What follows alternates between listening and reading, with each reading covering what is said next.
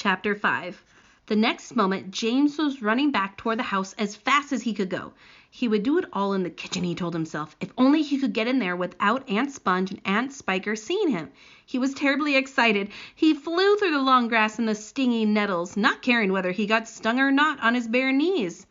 And why would he not care about that, you guys?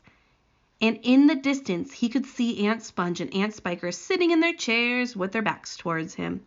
He swerved away from them so as to go around the other side of the house. But then suddenly, just as he was passing underneath the old peach tree that stood in the middle of the garden, his foot slipped and fell flat on his face in the grass. The paper bag burst open as it hit the ground, and the thousands of tiny green things were scattered in all directions. What did the old man say about those little green things? And how was this not good for James? James immediately picked himself up onto his hands and knees and started searching around for his precious treasures. But what was this? They were all sinking into the soil. He could actually see them wriggling and twisting as they burrowed their way downward into the hard earth. And at once he reached out a hand to pick some of them up before it was too late, but they disappeared right under his fingers. He went after some others, and the same thing happened. He began scrabbling around frantically in an effort to catch hold of those that were left, but they were too quick for him. Each time the tips of his fingers were just about to touch them, they vanished into the earth. And soon, in the space of only a few seconds, every single one of them had gone. What do you think, fourth graders, those little green things were going after? James felt like crying. He would never get them back now, and they were lost forever. But where had they gone to? And why in the world had they been so eager to push down into the earth like that? Ooh, I like that he is generating his own questions, you guys. What were they after? There was nothing down there. Nothing except the roots of the old peach tree and a whole lot of earthworms and centipedes and insects living in the soil. But what was it that the old man had said? Whoever they meet first, be it a bug, insect, animal, or tree, that will be the one who gets the full power of their magic. Good heavens, thought James. What is going to happen in that case if they do meet an earthworm or a centipede or a spider? And what if they do go into the roots of the peach tree? Get up at once, you lazy little beast! A voice was suddenly shouting in James's ear. James glanced up and saw Aunt Spiker standing over him, grim and tall and bony, glaring at him through her steel-rimmed spectacles. Get back over there immediately and finish chopping up those logs, she ordered. Aunt Sponge, fat and pulpy as a jellyfish, came waddling up behind her sister to see what was going on. Ooh, more descriptions, you guys.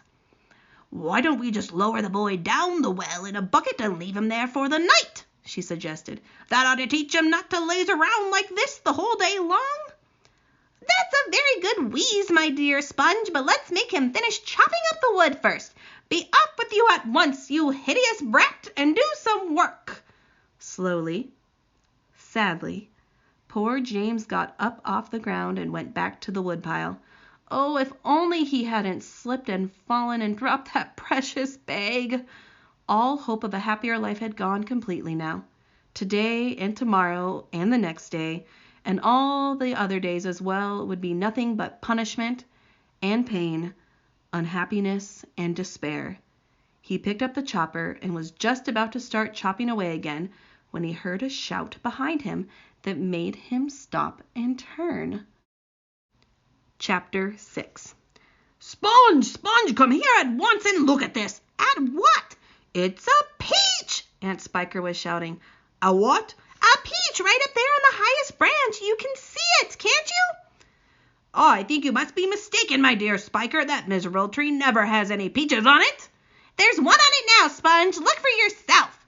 You're teasing me, Spiker. You're making my mouth water on purpose, then there's nothing to put in it. Why, that tree's never had a blossom on it, let alone a peach. Right up on the highest branch, you say? I can't see a thing. Very funny, huh? Good gracious me! We'll all be blown. There really is a peach up there. A nice big one, too, Aunt Spiker said. "A beauty! A beauty!" Aunt Sponge cried out. At this point, James slowly put down his chopper and turned and looked across at the two women who were standing underneath the peach tree. "Something is about to happen," he told himself. "Something peculiar is about to happen any moment." He hadn't the faintest idea what it might be, but he could feel it in his bones that something was going to happen soon. He could feel it in the air around him, in the sudden stillness that had fallen upon the garden. Now, if we make an inference, we take what we know, what we've read, and we put it together, we can tell that James right now is using his intuition. And why would he sense that something is about to happen? James tiptoed a little closer to the tree. The ants were not talking now. They were just standing there staring at the peach. There was not a sound anywhere, not even a breath of wind, and overhead the sun blazed down upon them out of a deep blue sky. "It looks ripe to me," Aunt Spiker said, breaking the silence. "Then why don't we eat it?" Aunt Sponge suggested, licking her thick lips. "We can have half each. Hey you, James, come over here at once and climb this tree." James came running over. "I want you to pick that peach up there in the highest branch," Aunt Sponge went on. "Can you see it?" Yes, Aunt Sponge, I can see it."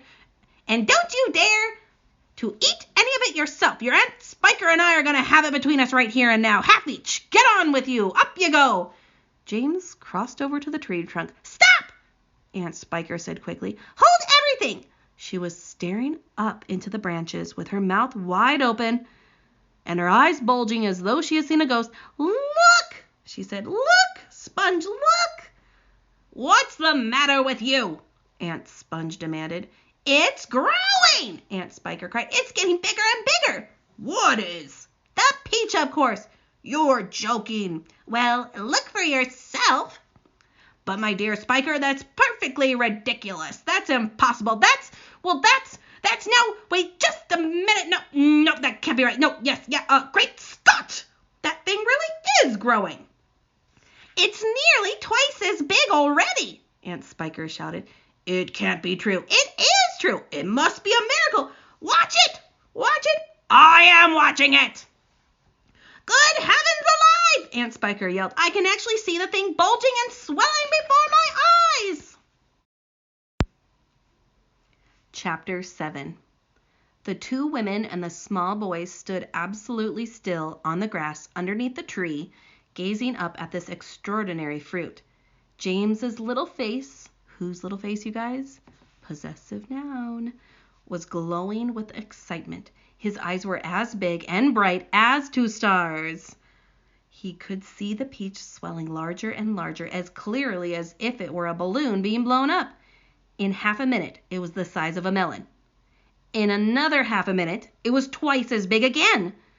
"Just look at it growing!" Aunt Spiker cried. "Will it ever stop?" Aunt Sponge shouted, waving her fat arms and starting to dance around in circles. And now it was so big it looked like an enormous butter-colored pumpkin dangling from the top of the tree. "Get away from the tree trunk, you stupid boy!" Aunt Spiker yelled. "The slightest shake and I'm sure it'll fall off. It must weigh 20 or 30 pounds at least." The branch that the peach was growing upon was beginning to bend over further and further because of the weight. "Stand back!" Aunt Sponge shouted. "It's coming down! The branch is going to break!" But the branch didn't break. It simply bent over more and more as the peach got heavier and heavier. And still it went on growing. In another minute, this mammoth fruit was as large and round and fat as Aunt Sponge herself, and probably just as heavy. "It has to stop now!" Aunt Spiker yelled. "It can't go on forever." But it didn't stop. Soon it was the size of a small car and reached halfway to the ground. Both ants were now hopping around and around the tree, clapping their hands and shouting all sorts of silly things in their excitement. Okay, question for you guys. Why is this peach growing at such an exponential speed, or like so fast? Why do you think that, you guys? Okay, here we go, moving on. "Hallelujah!" Aunt Spiker shouted. "What a peach! What a peach!" "Terrifico!" Aunt Sponge cried out. "Magnifico! Splendifico! And what a meal!" "It's still growing." I know. As for James, he was so spellbound or mesmerized by the whole thing that he could only stand and stare and murmur quietly to himself, "Oh, isn't it beautiful? It's the most beautiful thing I've ever seen." "Be quiet, you little twerp." Okay, you guys, I totally couldn't say the other word, but you read it, so I'll keep going. Aunt Spiker snapped, happening to overhear him. "It's none of your business." "That's right," Aunt Sponge declared. "It's got nothing to do with you whatsoever. Keep out of it." "Look," Aunt Spiker shouted. "It's growing faster than ever now. It's speeding up." "I see it, Spiker. I do. Bigger and bigger grew the peach, bigger and bigger and bigger. Then at last, when it had become nearly as tall as the tree that it was growing on, as tall and wide, in fact, as a small house, the bottom part of it gently touched the ground, and there it rested. "It can't fall off now," Aunt Sponge shouted. "It's stopped growing," Aunt Spiker cried. "No, it hasn't." "Yes, it has." "It's slowing down, Spiker. It's slowing down, but it hasn't stopped yet. You watch it." There was a pause. "It has now." "Oh, I believe you're right." "Do you think it's safe to touch it?" "I don't know. We better be careful." Aunt Sponge and Aunt Spiker began walking slowly around the peach, inspecting it very cautiously from all sides. They were like a couple of hunters who had just shot an elephant and were not quite sure whatever it was, dead or alive. And the massive round fruit towered over them so high that they looked like midgets from another world beside it. The skin of the peach was very beautiful. Check out this description, fourth graders, all these adjectives. A rich, buttery yellow with patches of brilliant pink and red. Aunt Sponge advanced cautiously and touched it with the tip of one finger. "It's ripe!" she cried. "It's just perfect. Now, see here, Spiker, why don't we go and get us a shovel right away and dig out a big, great hunk of it for you and me to eat?" "No," Aunt Spiker said, "not yet." "Why ever not?" "Because I say so." "But why can't I wait to eat some?" Aunt Sponge cried out. She was watering at the mouth now, and a thin trickle of spit was running down one side of her chin. "My dear Aunt Sponge," Aunt Spiker said slowly, winking at her sister and smiling a sly, thin-lipped smile, "there's a pile of money to be made out of this, if only we can handle it right. You wait and see." Now, why would Aunt Spiker say that there's a pile of money to be made? What makes this so special?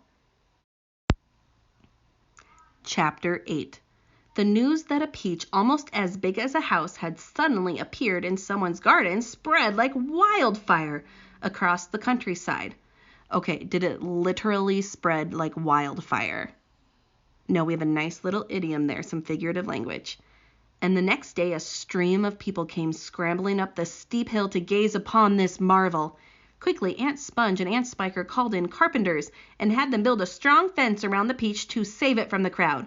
And at the same time, these two crafty women stationed themselves at the front gate with a large bunch of tickets and started charging everyone for coming in. Roll up, Aunt Spiker yelled. "Only 1 shilling to see the giant peach." "Half price for children under 6 weeks old," Aunt Sponge shouted. "One at a time, please. Don't push. You're all going to get in. Hey, you, come back here. You haven't paid."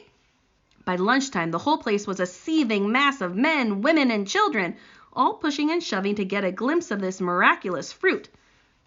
Helicopters were landing like wasps all over the hill, and out of them poured swarms of newspaper reporters, cameramen, and men from the television companies. Okay, what were they comparing to wasps, you guys? So the helicopters were landing like wasps all over the hill. What a great piece of figurative language. I really pictured that in my head. And remember our similes using comparison words like as, or, like. All right, here we go. "It'll cost you double to bring in a camera," Aunt Spiker shouted. All right, they answered. "We don't care," and the money came rolling into the pockets of the two greedy ants. But while all this excitement was going on outside, poor James was forced to stay locked in his bedroom, peeping through the bars of his window at the crowds below. "That disgusting little brute will only get in everyone's way if we let him wander about," Aunt Spiker had said early that morning. "Oh, please," he had begged. "I haven't met any other children for years and years, and there are going to be lots of them down there for me to play with, and perhaps I could help you with the tickets. Cut it out, Aunt Spongehead snapped. Your Aunt Spiker and I are about to become millionaires, and the last thing we want is the likes of you messing things up and getting in the way. Later, when the evening of the first day came and the people had all gone home, the aunts unlocked James's door and ordered him to go outside and pick up all the banana skins and orange peels and bits of paper that the crowd had left behind. Could I please have something to eat first? He had asked. I haven't had a thing all day. No! They shouted, kicking him out the door. We're too busy to make food. We're counting our money. But it's dark, cried James. Get out, they yelled, and stay out until you've cleaned up all the mess. The door slammed. The key turned in the lock. Oh my goodness, you guys. What is so wrong about how the aunts are treating James right now? Okay.